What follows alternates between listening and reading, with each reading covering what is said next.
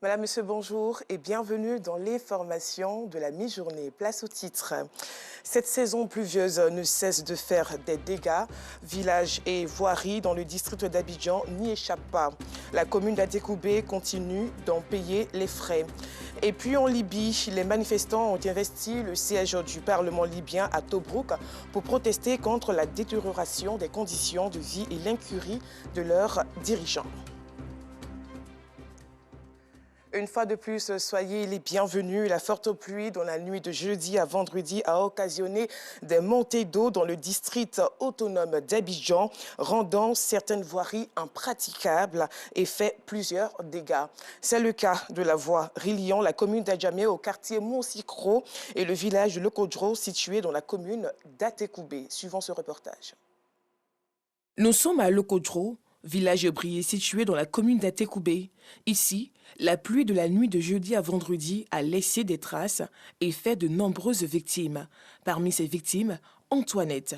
Cette mère de famille a assisté à la destruction de son gagne-pain en seulement quelques heures.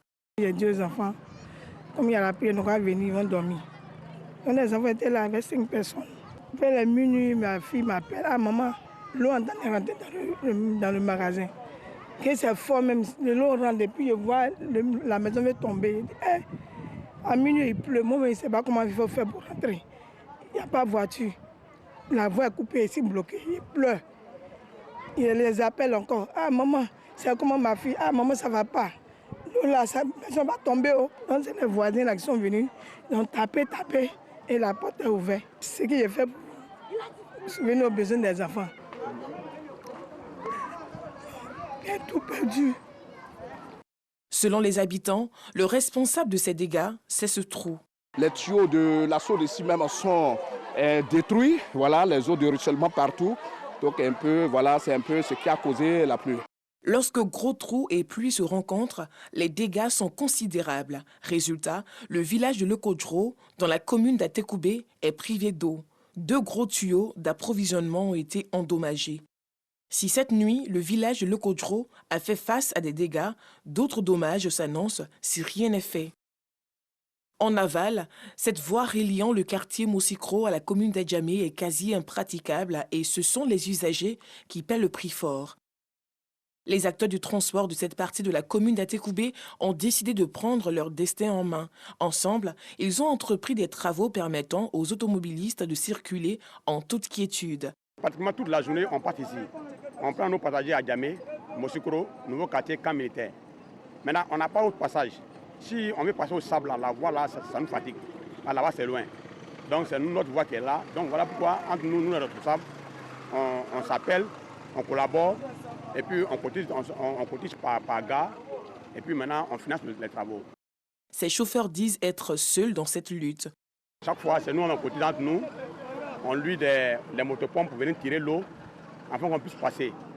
Et malgré on n'a pas assez de moyens. Les usagers, eux aussi, n'en peuvent plus. Vers 23h minutes, on ne passe pas. On est déjà vers le carrefour policier pour traverser l'eau là pour partir à la maison. Ça ne nous arrange pas, mais on n'est qu'à voir ça. Depuis qu'ils ont fini de construire ici, ils ont gardé toute la voie. Tu vois, actuellement, à chaque année, c'est les chauffeurs qui souffrent la voie. Chaque année, quand il pleut, on ne peut même pas passer. Commencer devant un jour, quand ici, on ne peut même pas rouler dessus. Le jour que tu vas monter, quand ton collègue t'appelle pour venir prendre ton bagage, même toi-même, ton cœur même pas comment faire même pour faire ta recette. Il y a les 1000 problèmes vraiment. C'est la voie la plus courte, mais vraiment c'est impraticable.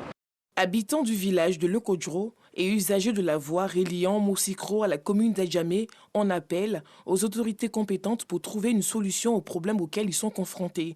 Lorsqu'on sait que la société d'exploitation et de développement aéroportuaire, aéronautique et météorologique Sodexam annonce une quantité de pluie supérieure à 800 mm pour le nord-ouest et supérieure à 640 mm pour le sud-est du littoral de la Côte d'Ivoire sur la période allant de juin à août 2022.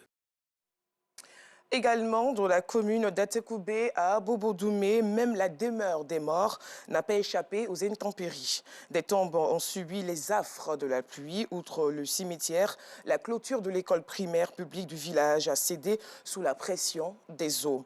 Plus de détails avec Nour Sangaré, Pargasoro Demadongui et Kadeb Achil. Les pluies diluviennes tombées dans la nuit du mercredi au jeudi dernier ont fait des dégâts au cimetière d'Abobo-Doumé dans la commune d'Atekoubé. C'est un spectacle inédit qui a été offert aux populations de ce village à leur réveil après le passage des eaux de pluie dans ce cimetière. Des tombes submergées par l'eau.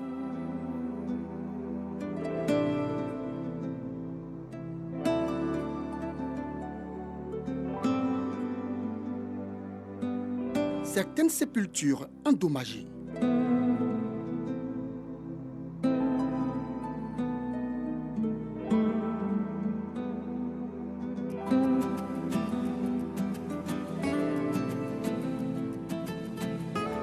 Casimir, fils du village, est à pied d'œuvre pour refaire la tombe de son défunt père, détruite à la suite des intempéries. Donc ce matin, j'étais à la maison, puis il y a un de mes cousins qui m'a appelé que le tombe de mon vieux est cassé. Donc je suis venu avec mes enfants pour pouvoir terminer le boulot. Quand j'étais arrivé, j'ai vu l'eau qui était dans la tombe. Donc j'ai coupé les herbes pour ne pas que les enfants voient les squelettes, tout, pour pouvoir fermer. Et puis moi-même, j'ai construit avec des briques. Donc pour le moment, ça va. Jamais le cimetière du village n'avait connu une telle situation. Les autres années, la pluie tombe, il n'y a pas de problème. Mais c'est cette année seulement, ça a inondé le cimetière complètement. Donc la pluie est trop. Cette année, la pluie, on ne sait pas jusqu'à genre de pluie, mais ça a beaucoup gâté. Ça a gâté vraiment le cimetière d'Abobo-Doumé. Pour connaître les tombes de la famille, on ne reconnaît plus. On ne reconnaît plus. Vous voyez là, on ne sait même pas comment faire. Il faut une canalisation pour que la route là, que l'eau puisse passer. On n'a même pas la route. Ça quitte tout Yopogon pour venir. Donc là, vraiment, c'est nous, on subit. L'école primaire publique du village jouxtant le cimetière a vu sa clôture céder sous la pression des eaux, occasionnant ainsi une montée des eaux dans les salles de classe. La saison des pluies est loin d'être terminée. Les populations sont invitées à la prudence. 30 juin 1992, 30 juin 2022, 30 ans que l'Institut des sciences et techniques de la communication ISTC Polytechnique existe. La célébration des 30 ans de l'Institut s'est déroulée autour d'un thème ISTC Polytechnique 30 ans, volonté de voyager loin. Occasion pour le personnel de l'établissement de faire le bilan des activités. Bintou Pekele, Clarisse Kanyala. Après 30 années passées à la formation des professionnels de la communication, l'ISTC Polytechnique a pu se doter d'un campus de 80 chambres et d'un amphithéâtre de 560 places. Il est passé de diplôme école au système LMD, licence, master et doctorat. C'est le bilan fait par les responsables de l'ISTC Polytechnique. Célébrer les 30 ans d'existence de cet institut, une opportunité pour primer 30 agents et 3 à titre posthume. Je suis effectivement très ému de recevoir ce prix que mon père a reçu à titre posthume. Donc l'émotion qui m'anime, c'est vraiment un sentiment de joie. Un sentiment de joie parce que j'ai pu voir moi-même, j'ai pu assister à l'évolution de cette école qui était si chère à mon père. Donc c'est un témoignage que je donne. L'ISTC, c'est comme le 9e frère que je n'ai jamais eu et que mon père vraiment sillonnait toute la Côte d'Ivoire et l'Afrique pour pouvoir promouvoir cette école. Nous voulons conquérir et convaincre le monde avec les arguments de la qualité, discipline, excellence, ponctualité, probité, rigueur sont les valeurs de la charte de l'ISTC Polytechnique. Cet établissement d'excellence est une vision des présidents Félix Houphouët-Boigny et Alassane Ouattara. Des membres du gouvernement ont alors saisi l'occasion pour apporter leur soutien aux dirigeants et aux étudiants de cet établissement. L'ISTC Polytechnique, ses enseignants, ses agents, dont un jardinier, on nous l'a dit, méritent certes d'être décorés. Tant l'intensité et la qualité de leur travail demeurent encourageants.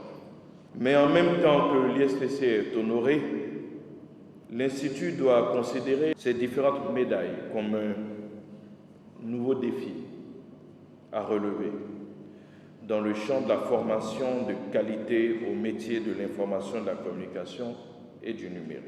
L'ISTC Polytechnique 30 ans, volonté de voyager loin, c'est le thème retenu pour ces trentenaires, une manière pour l'établissement d'exprimer sa vision, d'aller plus loin. Parlons développement dans la région du Béret. 25 villages de la sous-préfecture de Marandala, région du Béret, en mutation pour répondre aux besoins des populations en matière de développement, à savoir la réalisation de plusieurs infrastructures de base, santé, éducation, réprofilage de voies, etc. Des actions d'envergure à l'initiative du Conseil régional du Béret pour répondre aux exigences des localités modernes. Reportage, Kwadjo Kwame. Sous-préfecture de Marandala, région du Béret, composée de 25 villages et une population estimée à 30 000 âmes. La localité est en mutation pour répondre aux besoins des habitants en matière de développement. Des actions d'envergure à l'initiative du Conseil régional du Béret, ici à Kouassidougou, pose de la première pierre du foyer des jeunes. Ce qui vient d'être fait aujourd'hui, nous avons bon espoir que l'outil de développement que l'État de Côte d'Ivoire a mis en place pour les régions marche bien.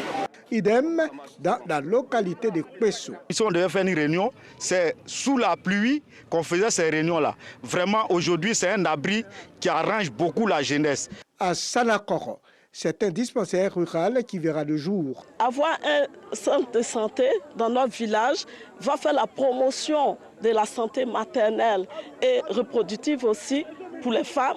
Et les hommes aussi vont comprendre l'importance de suivre la grossesse de leurs femmes. Dans le village de Niakambi, un logement de la sage-femme est prévu, ainsi que la finition de la maternité. Nous qui vivons en zone rurale, et avec ce genre de coups de pouce, ça nous booste et ça nous permet de bien travailler. Bientôt à Djedougou, un forage pour le village. Les femmes quittent ici pour aller jusqu'à au moins à 2 à 3 km pour aller chercher de l'eau, pour venir. Vraiment, ça mettait le village en retard. Aujourd'hui, je pense bien que le développement est bien arrivé. Ces actions de développement précèdent la deuxième réunion du Conseil régional du Béret à Marandala, chef-lieu de sous-préfecture. Mobilisation donc des forces vives de la localité afin d'être à l'écoute des acteurs du développement. On avait déjà un problème au niveau de l'école.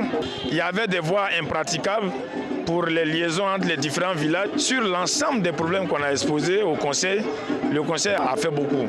Pour le président du Conseil régional du Béret, il s'agit d'être davantage proche des populations rurales pour un développement harmonieux et durable. Dans toute la sous-préfecture, nous avons réalisé un certain nombre de projets qui sont à la mesure de notre attente. Nous avons envisagé pour l'année 2022 6 projets qui seront réalisés par le Conseil dans la sous-préfecture de Marandala. Au cours de la rencontre de Marandala, les populations ont pris connaissance du budget prohibitif qui est de plus de 3 milliards de francs CFA. Aussi, hommage a été rendu au ministre-gouverneur du Woroba, Moussa Dosso, acteur majeur du développement de la région du Béret.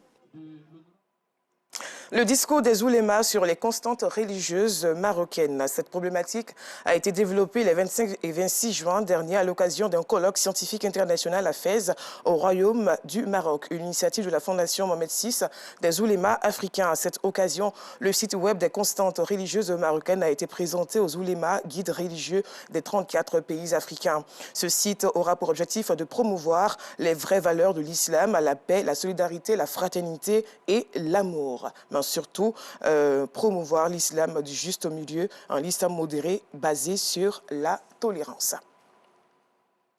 Des manifestants ont investi vendredi le siège du Parlement libyen à Tobrouk, dans l'est du pays, pour protester contre la détérioration des conditions de vie et l'incurie de leurs dirigeants au lendemain de l'échec d'un nouveau round de négociations entre camps rivaux. Les manifestants ont pénétré à l'intérieur du bâtiment et commis des saccages. Le Premier ministre du gouvernement basé à Tripoli a pour sa part assuré sur Twitter joindre sa voix à celle des contestataires appelant à la tenue d'élections. Et pour terminer, en Asie de l'Ouest, précisément en Iran, 5 personnes ont été tuées et 49 autres blessées dans un séisme de magnitude 6 qui a secoué tôt ce samedi le sud de l'Iran. Bien que peu puissant, ce séisme ainsi que les 2 répliques majeures qui ont suivi ont fait d'importants dégâts dans le sud du pays. Plusieurs bâtiments se sont effondrés à Saïkosh et la ville a été plongée dans l'obscurité suite à une panne de courant. Des Iraniens ont passé la nuit dans la rue après le séisme et l'électricité a aussi été coupée dans près de 30 villages, toujours dans le sud du pays. Voilà, ainsi prend fin ce journal. Merci de l'avoir suivi.